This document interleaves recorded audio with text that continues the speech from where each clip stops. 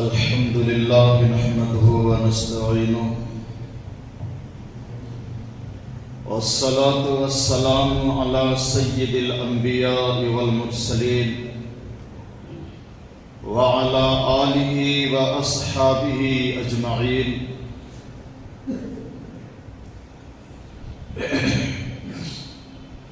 قابل احترام بزرگوں،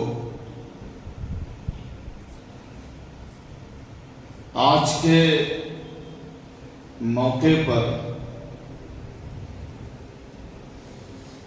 جیسا کہ آپ کو معلوم ہے کہ شاید آج 11 تاریخ ہے اگست کی، 2-4 دن کے بعد پورے ہندوستان میں ہم اور آپ اور ہر ہندوستانی آزادی کا جشن منانے والے ہیں۔ اسی مناسبت سے آج آپ کے سامنے جو باتیں آ رہی ہیں وہ باتیں یہ ہیں کہ پورے ہندوستان میں حکمرانوں کی طرف سے بھی اور کچھ نفرتی تنظیموں کی طرف سے بھی مسلمانوں کو ملک ہندوستان میں پرایا سمجھنے سمجھانے کی بے پناہ کوششیں ہو رہی ہیں۔ اتنا ہراساں کیا جا رہا ہے مسلمانوں کو، اتنا ڈرایا جا رہا ہے مسلمانوں کو، اور مسلمانوں کے خلاف غیر مسلموں کے ذہن میں اتنا زہر بھرا جا رہا ہے کہ یہ جو مسلم قوم ہے، یہ وطن کے غدار لوگ ہیں، ان کو ہندوستان میں بالکل بھی برداشت نہیں کیا جانا چاہیے۔ اسی وجہ سے جگہ جگہ موقع بموقع مسلمانوں کے خون کی ہولی کھیلی جاتی ہے۔ اللہ تمام مسلمانوں کی حفاظت فرمائے، اور ملک ہندوستان کو جس زہریلی فضا میں مسموم کیا جا رہا ہے، اللہ ہمارے اس ملک کی بھی حفاظت فرمائے، اس ملک کی سالمیت کی حفاظت فرمائے۔ چند باتیں آپ کے سامنے میں آج رکھ رہا ہوں جس سے ہم اور آپ یہ سمجھ پائیں گے کہ ہم نے، ہمارے اکابر علماء نے، ہماری قوم نے اس سرزمین ہندوستان کے لیے کتنی عظیم قربانیاں دی ہیں۔ تاریخ بتاتی ہے کہ مسلمان چونکہ 800 سال تک اس ملک پر حکمران رہے، اور جب انگریز نے اس ملک پر اپنا خونی پنجہ گڑایا اور اس ملک کو غلامی کے چنگل میں لے لیا، تو پھر جب اس ملک میں آزادی کی لڑائی کا آغاز ہوا، جنگ آزادی کی شروعات ہوئی، تو جنگ آزادی کی شروعات میں اس راہ کے مسافر تنہا مسلمان رہے۔ انگریز کے ظلم کے خلاف سرزمین ہند کو انگریز سے پاک کرنے کے لیے جو لڑائیاں شروع ہوئی ہے، سب سے پہلے مسلمان انگریز کے خلاف محاذ آرا ہوئے۔ 1757 میں پہلی جنگ تھی جو نواب سراج الدولہ نے انگریز کے خلاف لڑی، 1757 میں۔ اس جنگ کا کوئی تذکرہ نہیں کیا جاتا ہے۔ یہ پہلی جنگ تھی انگریزوں کے خلاف نواب سراج الدولہ کی۔ اب 1757 کا کہیں کوئی تذکرہ نہیں ہوتا۔ پلاسی کے میدان میں یہ جنگ لڑی گئی، لیکن افسوسناک بات یہ ہوئی کہ وہاں بھی ایک کم بخت بدنصیب قوم کا غدار میر جعفر کی منافقت سے نواب سراج الدولہ کو شکست ہو گئی، اور اس کے بعد 1772 میں ہندوستان کے عظیم عالم دین، ہندوستان کے عظیم محدث حضرت شاہ ولی اللہ محدث دہلوی رحمت اللہ علیہ کے فرزند شاہ عبدالعزیز محدث دہلوی نے انگریز کے خلاف جہاد کا پہلا فتویٰ دیا 1772 میں۔ شاہ ولی اللہ محدث دہلوی کے بیٹے، آپ کو میں یہ بتاتا چلوں کہ یہ شاہ ولی اللہ محدث دہلوی کون تھے؟ یہ اتنے بڑے عالم تھے، پورے ہندوستان میں سب سے پہلا عالم ہے پورے ہندوستان میں۔ اس وقت ہندوستان میں قرآن کریم کا ترجمہ نہیں تھا، قرآن کریم کا پہلا ترجمہ ہندوستان میں فارسی میں شاہ ولی اللہ محدث دہلوی نے لکھا۔ اور جتنے فرقے ہیں نا ہندوستان پاکستان میں، سارے عالموں کا نسب جا کر کے شاہ ولی اللہ سے ملتا ہے۔ ان کے 4 بیٹے تھے، شاہ عبد الغنی رحمت اللہ علیہ، شاہ عبد القادر رحمت اللہ علیہ، شاہ عبدالعزیز رحمت اللہ علیہ، شاہ رفیع الدین رحمت اللہ علیہ۔ یہ 4 بیٹے تھے، اور چاروں بیٹے علم کے آفتاب مہتاب تھے۔ چاروں بیٹے میں ایک بیٹا جو شاہ عبدالعزیز محدث دہلوی تھے، انہوں نے پہلا فتویٰ جہاد کا دیا کہ انگریز کو ملک ہندوستان سے باہر بھگاؤ، اس سے جہاد کرنا فرض ہو چکا ہے۔ بس یہ فتویٰ آنا تھا، اور ہندوستان میں جگہ جگہ انگریز کے خلاف جہاد کی شروعات ہوئی۔ ادھر 1792 میں شیر میسور حضرت ٹیپو سلطان رحمت اللہ علیہ انگریز سے لڑتے ہوئے اپنے ہی بیچ رہنے والے، اپنے ہی پاس رہنے والے ایک منافق غدار میر صادق کی غداری کی وجہ سے جب شکست حاصل ہوئی اور انگریز نے میسور پہ قبضہ کیا، ادھر پلاسی میں قبضہ کیا، پھر بہار میں قبضہ ہوا، پھر پنجاب میں قبضہ ہوا، دہلی میں قبضہ ہوا، ہندوستان کی بڑی بڑی جگہوں پر انگریز نے قبضہ کر لیا۔ پنجاب میں انگریز نے ایک سکھ کو گورنر بنایا، پنجاب میں 1824 میں۔ یہ چند مختصر داستان بتا رہا ہوں، جنگ آزادی کی شروع سے آخر تک کی ہسٹری نہیں بتا رہا ہوں آپ، یہ چند نمونے آپ کو سنا رہا ہوں کہ ہمارے لوگوں نے، ہمارے علماء نے، ہمارے بزرگوں نے، ہماری قوم نے اپنے وطن، اپنے ملک، اپنی سرزمین ہندوستان کی حفاظت کے لیے کتنی عظیم قربانیاں دی ہیں۔ جب انگریز کا تسلط ہندوستان پر ہوا اور انہوں نے بڑی چالاکی کے ساتھ پنجاب میں ایک سکھ کو گورنر بنایا، راجہ رنجیت سنگھ، انہوں نے انگریز کے اشارے پر مسلمانوں پر اتنا ظلم کیا، اتنا ظلم کیا، علماء کو شہید کیا، مسلمان عورتوں کی عزتیں لوٹی، مسلمانوں کی جائیداد، ان کے املاک کو قبضہ کیا۔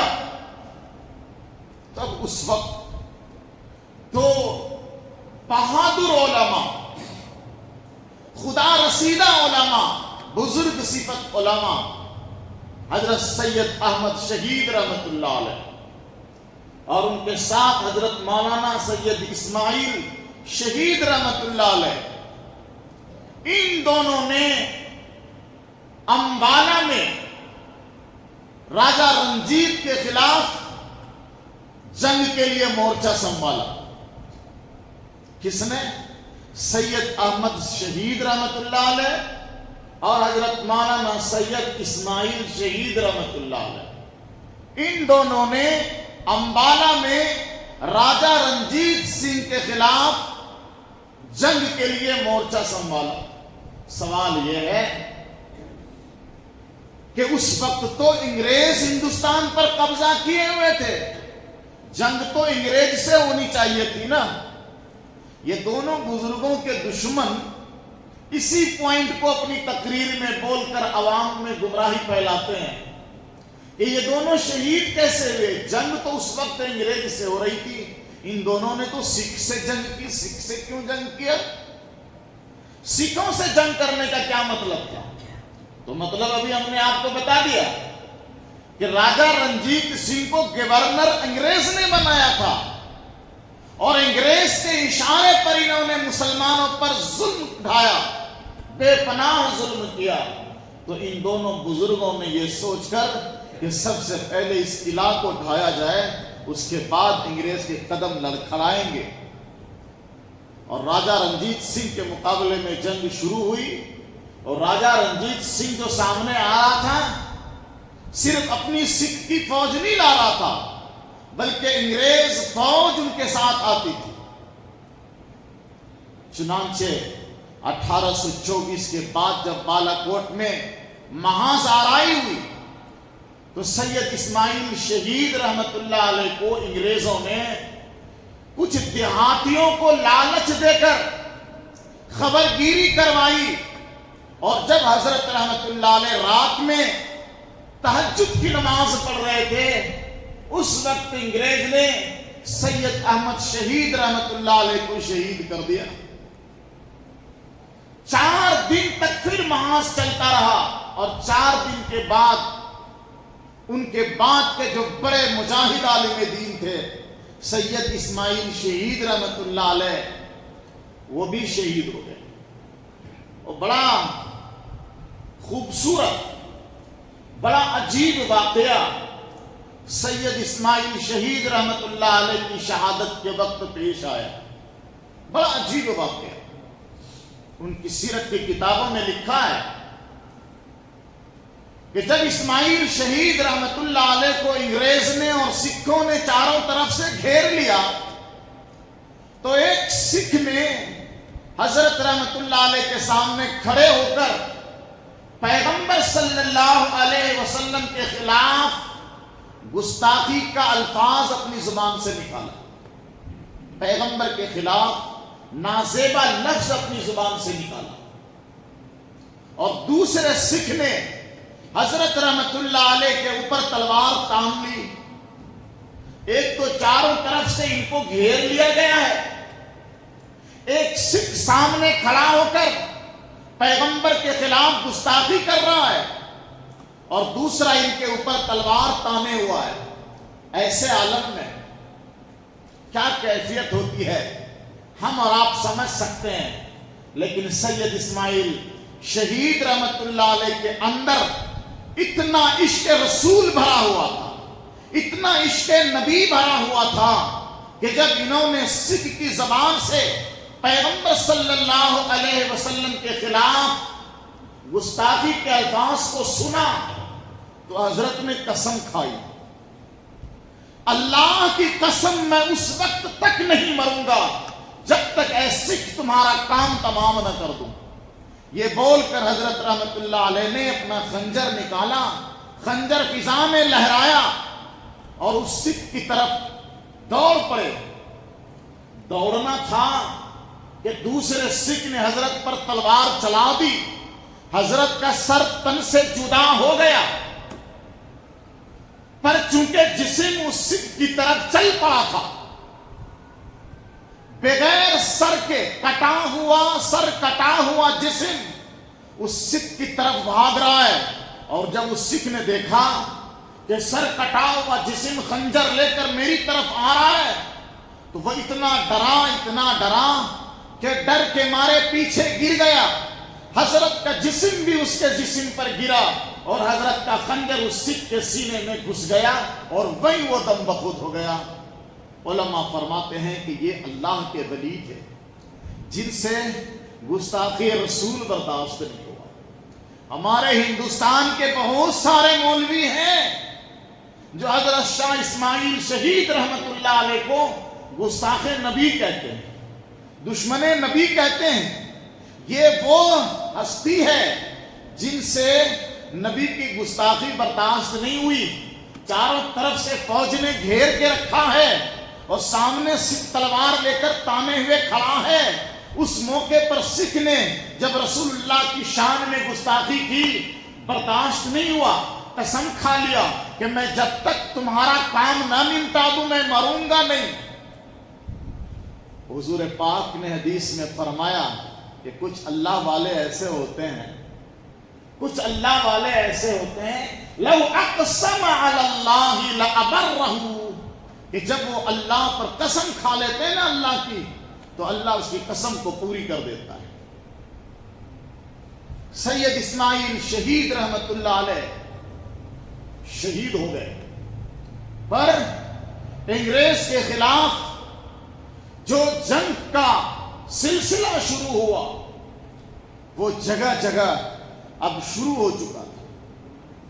1856 میں دارالعلوم دیوبند کے بانی, فاؤنڈر اور محتمی حضرت مولانا قاسم نانوتوی رحمت اللہ علیہ, جنہوں نے دارالعلوم دیوبند کی بنیاد رکھی, ابھی آپ کے سامنے اس کی بھی تھوڑی تفصیل رکھوں گا. 1856 میں حضرت مولانا قاسم نانوتوی رحمت اللہ علیہ, مولانا رشید احمد گنگوہی رحمت اللہ علیہ, یہ دو بہت بڑے بزرگ تھے اور ان کے پیر تھے حضرت حاجی امداد اللہ مہاجر مکی رحمت اللہ علیہ, بہت بڑے اللہ کے ولی. ان دونوں کے پیر تھے.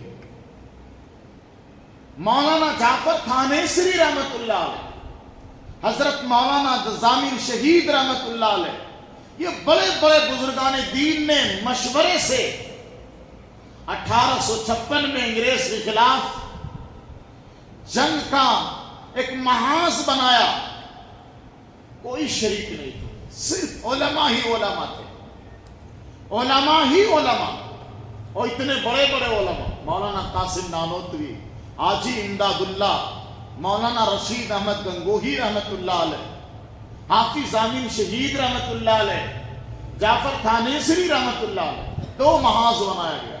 ایک محاذ, ایک لشکر انبالا گیا, جعفر تھانیسری رحمت اللہ علیہ ان کے سپہ سالار, ان کے کمانڈر بنے, اور دوسرا محاذ شاملی کے میدان میں قائم ہوا جس کے امیر, جس کے سپہ سالار حاجی امداد اللہ مہاجر مکی رحمت اللہ علیہ. علماء نے شاملی کے میدان میں انگریز سے جنگ شروع کی 1856 میں.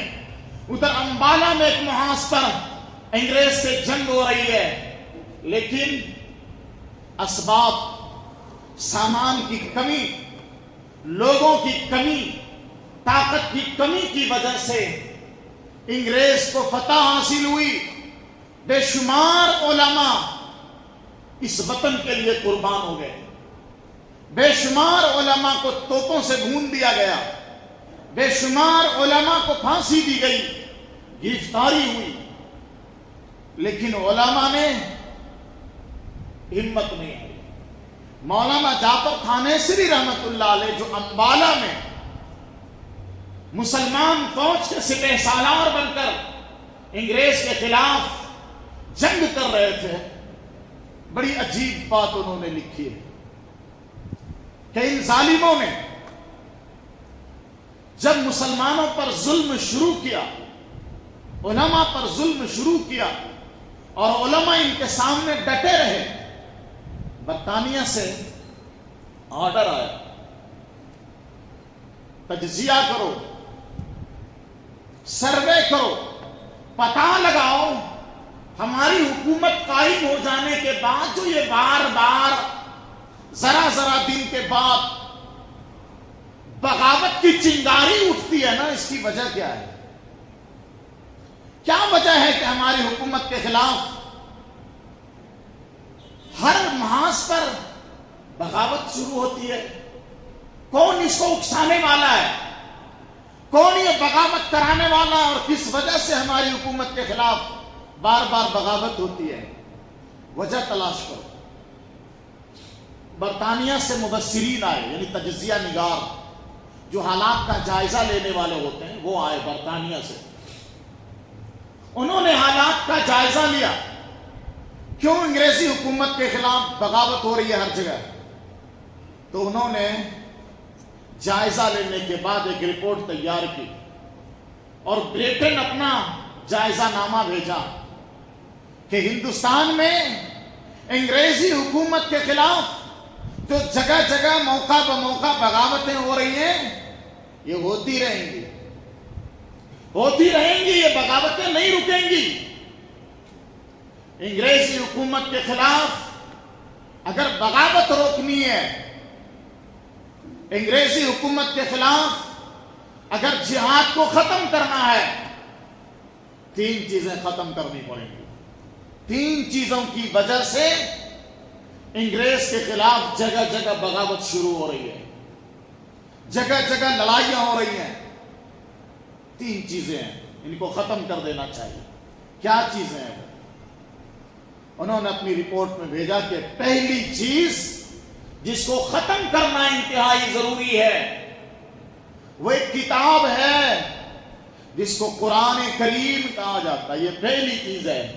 جب تک قرآن ختم نہیں ہوگا، انگریز کے خلاف بغاوت ہوتی رہے گی۔ اور دوسری چیز، علماء کو ختم کرو۔ ہندوستان میں جتنے علماء ہیں، جب تک علماء ختم نہیں ہوں گے، انگریز کے خلاف بغاوت ہوتی رہے گی۔ تیسری چیز، یہاں جو مسلم قوم ہے، اس قوم کے اندر ایک جذبہ ہے جس کو جذبہ جہاد کہا جاتا ہے۔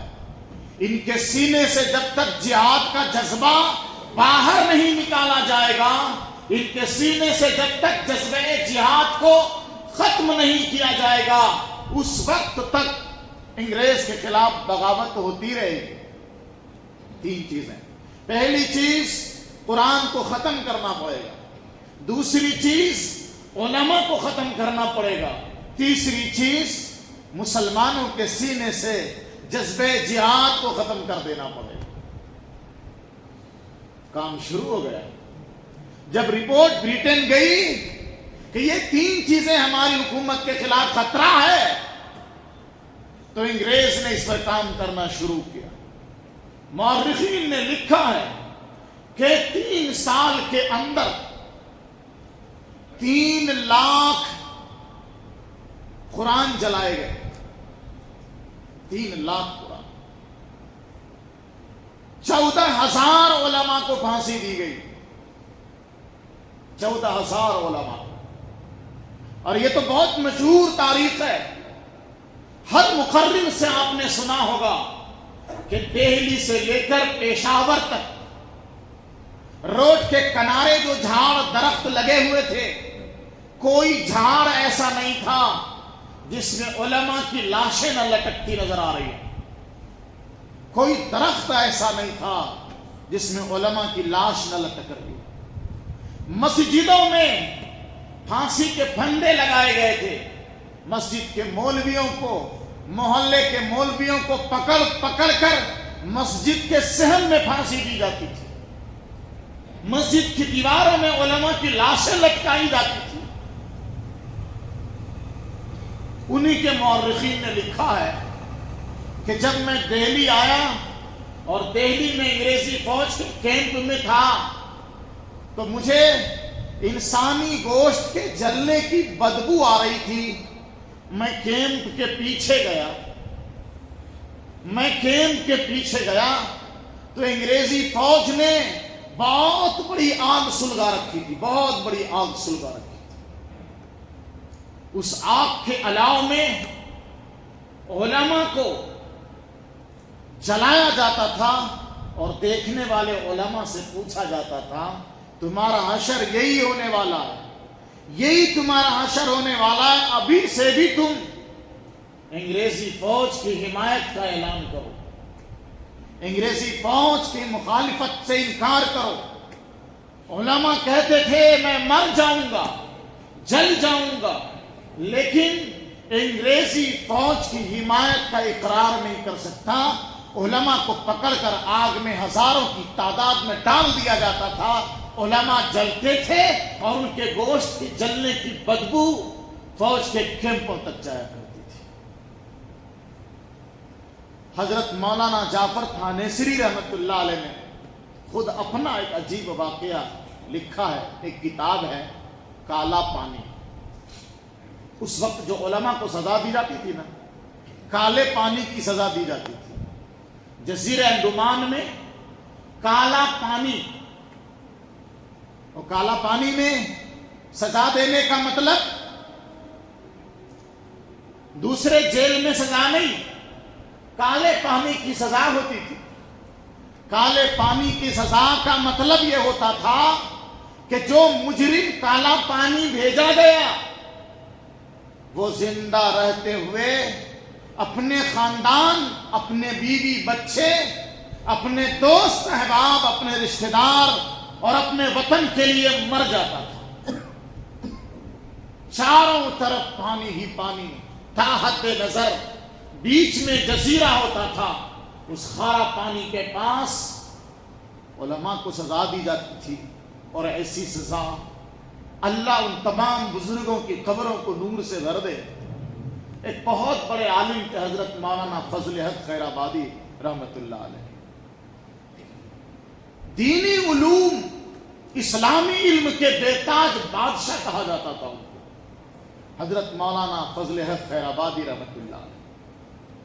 بڑے بڑے علماء، بڑے بڑے مالدار، بڑے بڑے حکمران ان کے لیے اپنی پلکیں بچھایا کرتے تھے، لیکن جب مولانا فضل حق خیر آبادی کو قید کر کے کالا پانی بھیجا گیا اور بہت دنوں کے بعد کوئی ان سے ملاقات کے لیے وہاں پہنچا تو دیکھا کہ حضرت غلاظت کی ٹوکری سر پر لے کر کے پھینکنے جا رہے ہیں، اور یہی انگریز نے ان کو ذمہ داری دی ہوئی تھی، جن کے سینے میں پروردگار عالم کا پاک کلام محفوظ ہے، جس کے سینے میں اتنا علم بھرا ہوا ہے، اتنا علم بھرا ہوا ہے کہ اسلامی علم کا بے تاج بادشاہ ان کو کہا جاتا تھا۔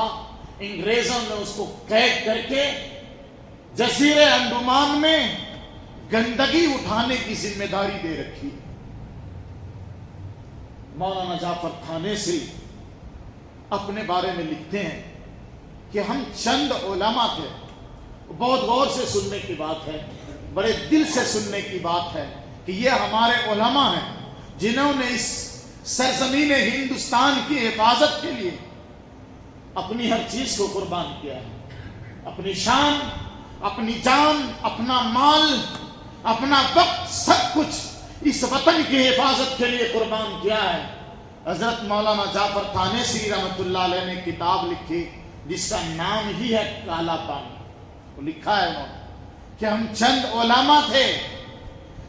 علماء تھے جن کو انگریز فوج نے گرفتار کر کے امرتسر کے جیل میں رکھا، اور تھوڑے دن کے بعد فیصلہ ہوا کہ ان کو لاہور بھیجا جائے۔ لاہور بھیجا گیا، وہاں کا جو حکمراں تھا انہوں نے فیصلہ کیا کہ ان علماء کے لیے سزا تجویز کی جائے، اور بڑی کٹھن سزا ان کے لیے سنائی جائے۔ تو وہاں کے حکمران نے حضرت فرماتے ہیں کہ ہم لوگوں کے لیے ایک پنجرہ تیار کیا، پنجرہ، اور اس پنجرے کے اندر لوہے کی میخیں لگوایا۔ اس پنجرے کے اندر صرف اتنی جگہ تھی، ایک آدمی بیٹھ سکتا ہے بس، نہ وہ کھڑا ہو سکتا ہے، نہ وہ لیٹ سکتا ہے، نہ اپنا پاؤں پھیلا سکتا ہے، صرف ایک آدمی اس پنجرے میں بیٹھ سکتا ہے۔ اتنا تنگ پنجرہ بنوایا اور اندر چاروں طرف لوہے کی میخ سیٹ کروایا۔ اس پنجرے میں حضرتوں کو ڈال کر ان پنجروں کو مال گاڑی کے ڈبے میں رکھوایا. ہر پنجرے میں ایک عالم ہے. اس پنجرے میں ایک عالم صرف بیٹھ سکتا ہے, اور اگر ہیلے گا تو چاروں طرف کی میخیں ان کے جسم میں چبھیں گی. ان پنجروں کو مال گاڑی کے ڈبے میں رکھا گیا اور لاہور سے ملتان بھیجا گیا. کہاں بھیجا گیا؟ ملتان.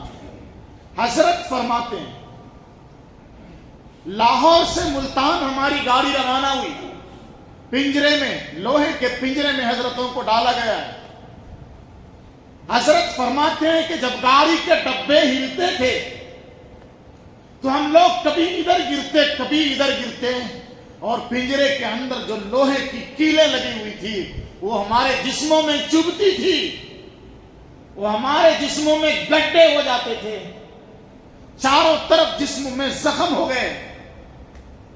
اتنی گرمی میں, اتنی شدید دھوپ میں مال گاڑی کے ڈبے کہیں رک گئے تو 15 دن, کہیں ٹھہر گئی تو 8 دن وہیں پڑی ہوئی ہے. لاہور سے ملتان کے لیے گاڑی روانہ کی گئی.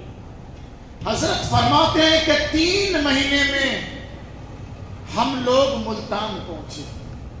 تو گویا 3 مہینے تک لوہے کے اس پنجرے میں حضرت مولانا جعفر تھانیسری رحمت اللہ علیہ جیسی بڑی ہستی لاہور سے ملتان جانے میں 3 مہینے لگے.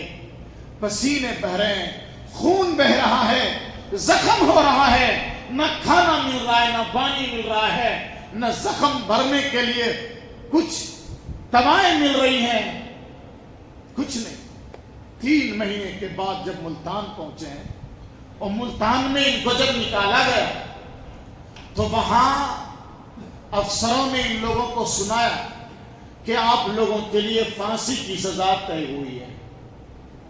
حضرت فرماتے ہیں کہ جیسے ہی ہم نے یہ خبر سنی کہ ہم لوگوں کے لیے پھانسی کی سزا طے ہوئی ہے, چہرے پہ خوشی آ گئی, چہرے پہ مسکراہٹ آئی.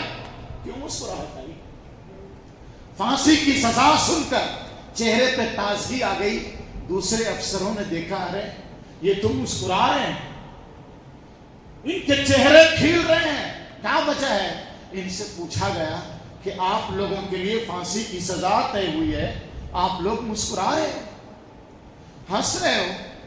کہا مہینوں کے بعد تو ہمیں خوشی کی خبر ملی ہے کہ ہمیں شہادت نصیب ہونے والی ہے, اور اس شہادت کے ذریعے سے ہم جنت کے راستے پہ اللہ کا دیدار کریں گے, اس دنیاوی تکلیف کے جھمیلے سے نجات مل جائے گی. افسروں نے جب سنا تو اپنے بڑے حاکم سے جا کے کہا ان کی سزا رد کر دی جائے, کیونکہ جو سزا پھانسی کی ہم ان کو دینے جا رہے ہیں ان سے ان کو خوشی ہو رہی ہے اور ہم ان کی خوشی نہیں دیکھ سکتے. پھانسی کی سزا روک کر کے پھر ان لوگوں کو کالا پانی بھیجنے کا پروگرام بنایا گیا. تو حضرت فرماتے ہیں مستحق کے دار کو حکم نظر بندی ملا, مستحق کے دار کو حکم نظر بندی ملا. جو سزا کے پھانسی کے مستحق تھے, جن کو پھانسی کا حکم مل چکا تھا, اب ان کو نظر بندی کا حکم ملا, نظر بند رہیں گے کالا پانی. تو حضرت فرماتے ہیں جعفر تھانیسری رحمت اللہ علیہ, مستحق کے دار کو حکم نظر بندی ملا, کیا کہوں کیسے رہائی ہوتے ہوتے رک گئی, کیا کہوں کیسے رہائی ہوتے ہوتے رک گئی. ایسی قربانیاں ہمارے علماء نے دی ہیں مختلف محاذ پر, مختلف جنگوں میں.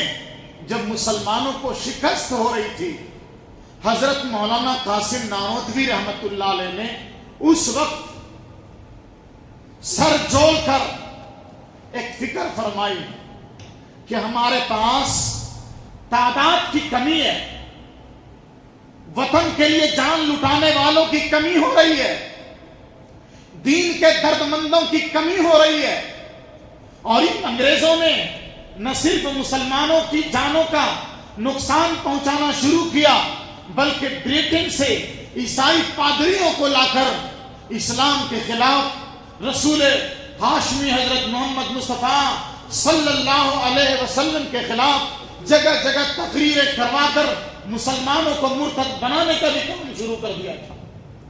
اس وقت مولانا قاسم نانوتوی رحمت اللہ علیہ نے ایک فکر کی کہ ملک کی آزادی کے لیے، ملت اسلامیہ کی حفاظت کے لیے، دین اسلام کی حفاظت کے لیے ہمیں آدمی تیار کرنے کی ضرورت پڑے گی، ہمیں افراد تیار کرنے کی ضرورت پڑے گی جو ملک کی بھی حفاظت کرے، اسلام کی بھی حفاظت کرے۔ تو اس وقت حضرت مولانا قاسم نانوتوی رحمت اللہ علیہ نے 1867 میں مدرسہ دارالعلوم دیوبند کی بنیاد رکھی۔ مدرسہ دارالعلوم دیوبند کی بنیاد کا مقصد صرف مدرسہ بنانا نہیں تھا، صرف امپارہ قرآن شریف پڑھانا مقصد نہیں تھا، بلکہ دارالعلوم دیوبند کے بنیاد کا مقصد تھا کہ اس مدرسے سے ایسے لوگ تیار ہوں جو کبھی بھی ملک کی حفاظت کے لیے، ملک کی ترقی کے لیے کام کر سکے، اور ساتھ ساتھ ملت اسلامیہ کی حفاظت کے لیے بڑے بڑے آدمی تیار ہوں۔ چنانچہ اسی دارالعلوم دیوبند کے شاگردوں میں حضرت مولانا شیخ الہند محمود حسن دیوبندی تیار ہوئے، جنہوں نے انگریز کے خلاف ریشمی رومال کی تحریک چلائی، اور انگریز نے ان کو پکڑا، مالٹا کے جیل میں قید کیا۔ ان کے شاگرد حضرت مولانا حسین احمد مدنی رحمت اللہ علیہ، جن کے بیٹے آج حضرت مولانا سید ارشد مدنی دامت برکاتہم، اللہ ان کو صحت عطا فرمائے، ان کو سلامت رکھے، اللہ تعالیٰ دشمنوں کی تمام سازشوں سے ان کی حفاظت فرمائے۔ اس وقت پورے ہندوستان کے مسلمانوں کی آبرو ہیں، پورے ہندوستان کے مسلمانوں کے قائد ہیں حضرت مولانا حسین احمد مدنی کے بیٹے۔ مولانا حسین احمد مدنی نے بھی انگریز کے خلاف جنگ میں حصہ لیا، اور اپنے استاد محترم حضرت مولانا شیخ الہند محمود حسن دیوبندی کے ساتھ مالٹا کے جیل میں رہے۔ مالٹا کے جیل سے نکلنے کے بعد مولانا حسین احمد مدنی رحمت اللہ علیہ اپنے استاذ کے بارے میں فرماتے ہیں، جنہوں نے ریشمی رومال کی تحریک چلائی۔ ابھی نہیں بتا رہا، بعد میں کبھی بتاؤں گا کہ ریشمی رومال کی تحریک جو انگریز کے خلاف چلی تھی وہ کیا تھی، اور پھر حضرت کی گرفتاری کیسے ہوئی۔ بہرحال جب حضرت کو انگریز نے گرفتار کیا، مالٹا کے جیل میں رکھا، مولانا حسین احمد مدنی فرماتے ہیں کہ حضرت مولانا شیخ محمود حسن دیوبندی کو جیل کے اندر انگریز لوہے میں باندھ کر آگ میں رکھا کرتے تھے، اور اس آگ میں حضرت کی چربی پگھل کر نیچے گرتی تھی۔ انگریز کہا کرتا تھا، محمود ابھی سے بھی تم اور تمہارے جو ہم نوا ساتھی ہیں وہ لوگ انگریز کے خلاف جہاد کا فتویٰ واپس لے لو، چھوڑ دیں گے۔ حضرت محمود حسن دیوبندی فرماتے تھے، میں بلال کا وارث ہوں، میں بلال کا وارث ہوں، جن کے سینے پر کفار مکہ، کفار و مشرکین مکہ پتھر کی بڑی چٹان رکھا کرتے تھے، گرم ریت پر ان کو گھسیٹا کرتے تھے۔ میں ان کا وارث ہوں، میں خبیب کا وارث ہوں۔ خبیب کو بھی مکہ کے مشرکین نے آگ میں جلا کر یہی پوچھا تھا، تو لا الہ الا اللہ پڑھنا چھوڑ دے، ہم تمہیں چھوڑ دیں گے۔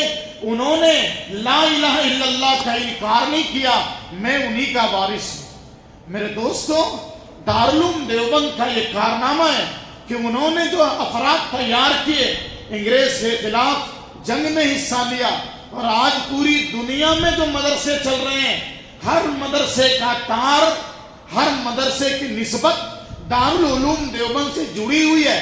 مطلب کیا ہے؟ مطلب یہ ہے کہ جو مقصد دارالعلوم دیوبند کا تھا، کہ دارالعلوم دیوبند کے قائم ہونے کا مقصد ملک کی حفاظت اور دین اسلام کی حفاظت، وہی مقصد دنیا میں چلنے والے تمام مدرسوں کا ہے۔ افسوس ہے ان لوگوں پر جو آج دارالعلوم دیوبند کو بھی دہشت گردی کا اڈا بتانے میں لگے ہیں، اور دنیا میں چلنے والے تمام مدرسوں کو دہشت گردی کا اڈا بتا رہے ہیں۔ ہماری ضرورت ہے کہ ہم ملک کی حفاظت کے لیے ہر تدبیر کریں، اور دنیا میں چلنے والے تمام مدرسے کی حفاظت میں ہاتھ بٹائیں، اور دنیا میں جتنے علماء کرام دین کی خدمت میں لگے ہوئے ہیں سبوں کے لیے ہم ان کی سلامتی کے لیے دعا کریں۔ اللہ ہم سب کو عمل کی توفیق عطا فرمائے۔ جزاک اللہ خیر۔